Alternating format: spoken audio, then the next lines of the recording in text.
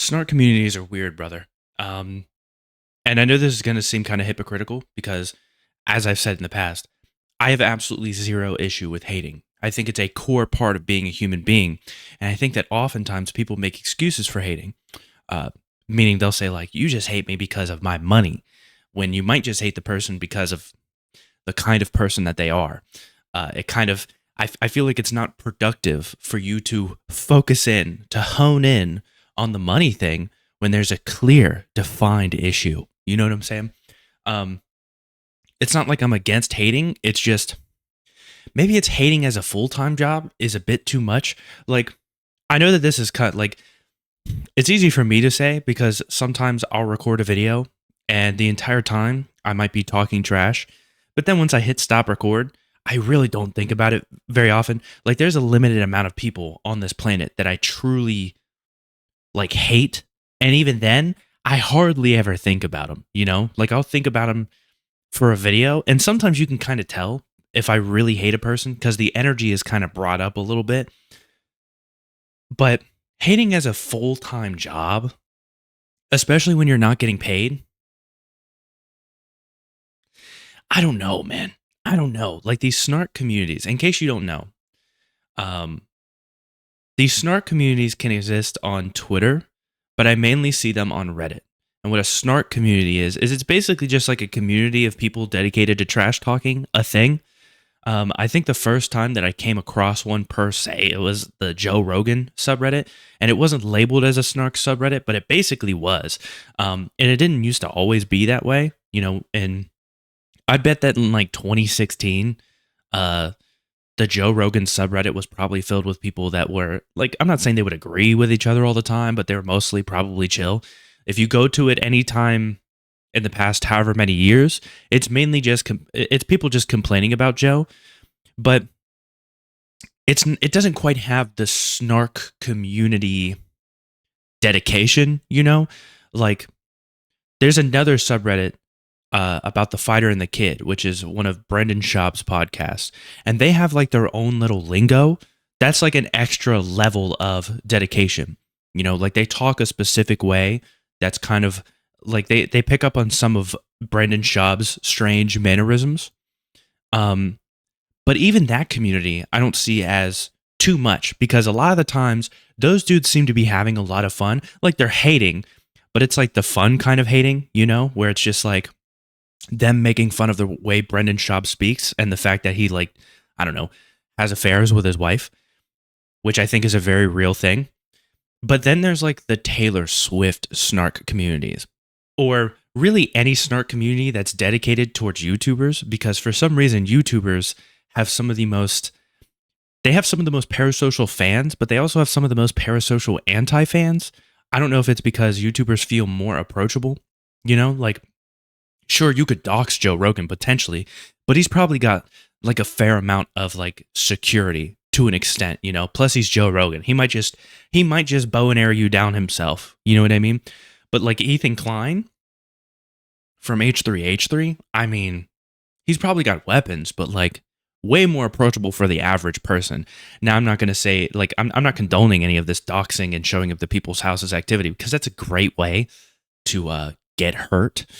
But I think the first real snark community that because honestly, I saw these snark communities and I heard that they just, you know, they talk a bit of trash and I was like, okay, whatever. Not for me, right? Even for the things I hate. I don't really want to, like the way that I find content to consume, I usually don't spend too much time hanging out with communities that hate 24/7.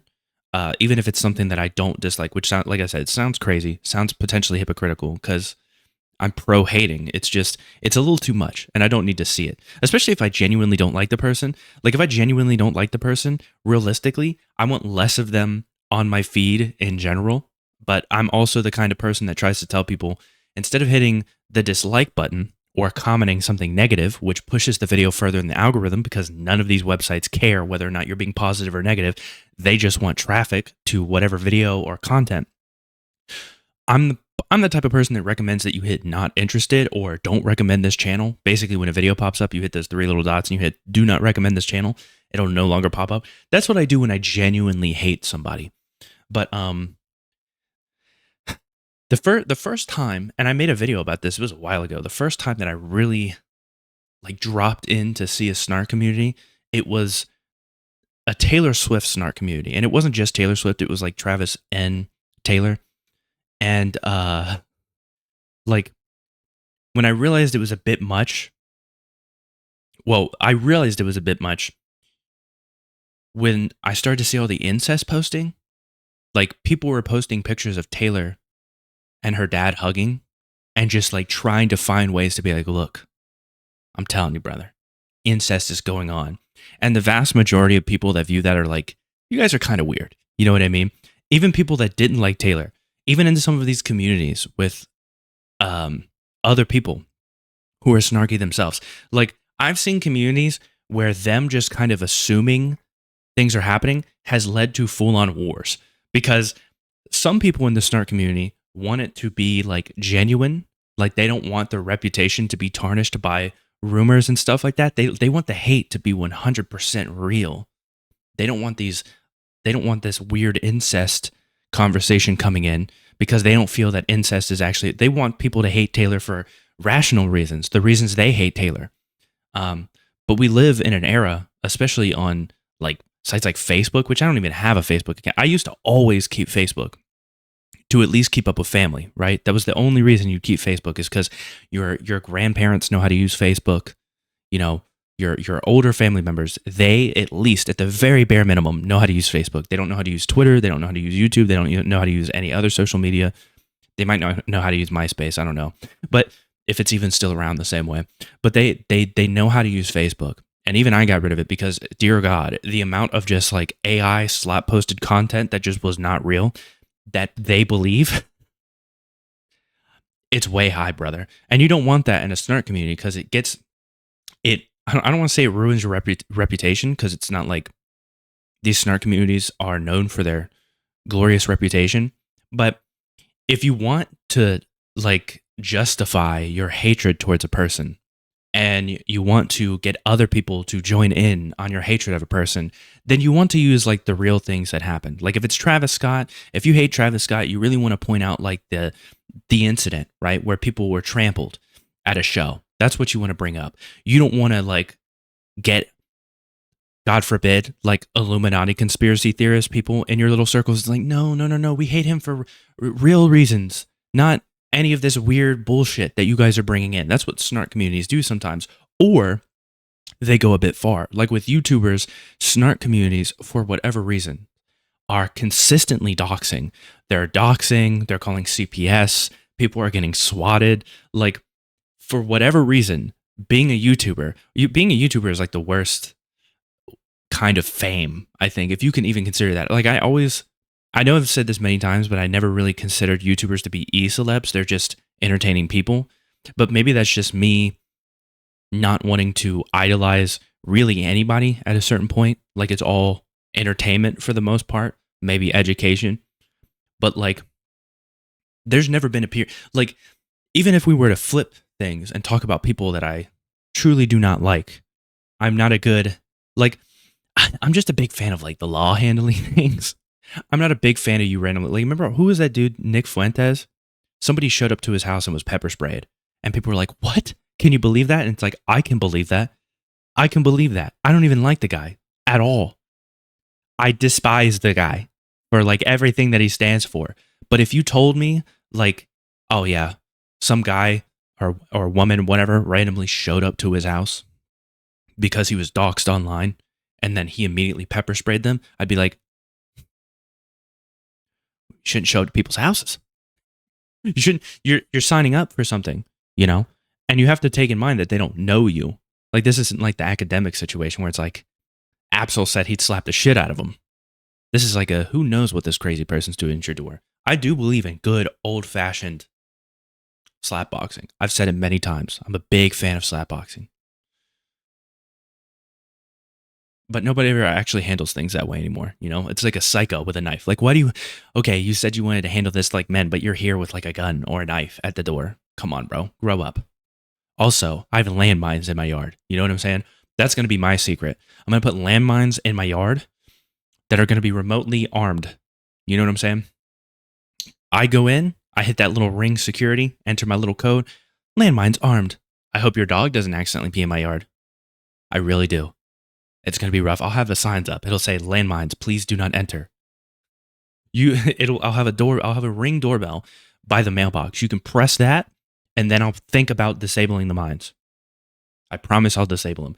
But I think even at that point, if I tell you I disable the mines, if you truly hate me, you really have to kind of think in your head, like, did he actually turn off the mines? Because there's not going to be anything left of you in order to, like if you step onto the landmine that is like the landmine field that is my front yard, you're like, there's not going to be really anything left of you to say otherwise. I'm gonna be like, yeah, I don't know what to tell you, man. All I can tell you is I was inside, and as you can tell, there are landmines, but they are in my yard. Uh, so obviously, I kind of hinted. There's the fence. Honestly, I would put like a tower with like a manned turret up there, just to let you know, like, hey, he doesn't really want people here. Hey, he doesn't want your dog to poop or pee here either. I'd be more lenient towards the dogs. Maybe there'd be like a little section for people walking their dogs where you can actually, you can't let them pee, because that I've been noticing that our dog, their piss is just absolutely toxic. It destroys grass. What was this video even initially about? Oh yeah, Snark Communities. I'm just preparing for the inevitable Snark, because I've seen Snark Communities for channels that only have like 50K subs, which is kind of wild to me. Like, give them a chance to grow. Like, you shouldn't be hating any channel that has less than like 500,000 subs at that point. Unless they've got like their channel is dedicated towards like drop kicking puppies or something. But like, if it's just like, yeah, this guy has opinions I don't agree with, like, maybe you should fucking relax. You know what I mean? But we do live in that era now where it's like if you're not, especially like, oh my God forbid, a certain conflict going on overseas, there's Snark communities that are being developed. I don't need to know every celebrity opinion on Israel Palestine. I really don't. I just don't. Like, I saw a post the other day about Tom York, the singer from Radiohead, and now he's going to have a Snark community. They were talking about forming one, but basically somebody was yelling in the middle of a show, like, Tom, we needed to know your opinion on Israel Palestine. And it's like, and his take was like, what why would you need to hear it there? Like, I'm not going to sit here and discuss this at a show. What the fuck? And oddly enough, there's people who are like, his silence is very telling. And it's like, dude, we live in a world, I'm telling you right now, where if you're not 100% for a person's cause, like if there's minor things that you disagree with in the way they go about things, they'll completely turn against you. It's very strange. But that's mainly just political people. Like, I genuinely have reached the point, and I've thought about it many times, because I battle with this a lot. I genuinely believe that if you're a grown adult and you don't, I don't want to say necessarily get involved in politics, but if you don't at least educate yourself on politics enough, you're kind of doing yourself a disservice. But that doesn't mean that I feel like you need to engage in politics by watching political streamers. Because political streamers and their communities, dear God, man, dear God, they're awful. And it's part of the reason why I don't want to get into it too much, because I don't want it to become like an us versus them thing. Because I'm of the impression that I can convince people to kind of agree with some of my outlooks on like policies and stuff like that. But if I were to assign a side to my beliefs, if I were to pick a side of the political spectrum, it would automatically, by default, turn away like a certain percentage of people, or at least cause a bunch of people to argue. Like, I think I'm above, like, not above, I think I'm over, is what I meant to say, the two-party system. But anyways, politics are boring as shit. We're supposed to be talking about Snark. Do you think any politicians have Snark community? Of course they do, right? AOC for sure has one. You know what I mean? We don't need to get into politics. We don't need to make it unfun, but you know how these people get. You know how people get. Whenever they start to hate something, they want to join communities of people that hate things, which is fine. Hating is cool. But there does become a period where it's like, it's a little much, brother. It's a little much.